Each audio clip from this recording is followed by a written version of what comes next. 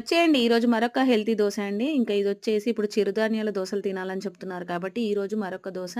అరికెలు 2 కప్పులు తీసుకొని, ఒక కప్పు మినపప్పు 4, 5 గంటల పాటు పిల్లలు స్కూలుకెళ్ళంగానే ఇంకా నానబెట్టేసుకున్నానండి. ఇంకా అవి ఈవినింగ్ కల్లా మంచిగా నానతాయి. రుబ్బేటప్పుడు ఒక కప్పు అటుకులు వేసి అయితే పిండిని రుబ్బానండి. ఇగ పిండిలో ఉప్పు వేసి నానబెట్టి, రాత్రంతా ఉంచితే మంచిగా పులుస్తుంది కదా! ఇంకా ఉదయాన్నయితే పెంక పెట్టేసి, మనకు కావాల్సిన విధంగా దోసనైతే వేశానండి. ఇంకా చట్నీ ఏం చేయలేను.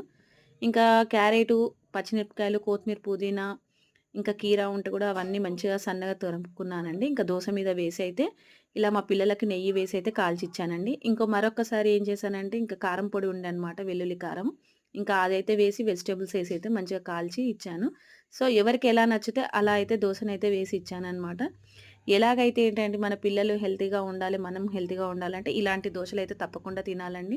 ఇప్పుడున్న జనరేషన్‌కైతే హెల్త్ అనేది చాలా ముఖ్యమండి. ఎన్ని డబ్బులు పెట్టినా గానీ ఆరోగ్యం అనేది మళ్ళీ తిరిగి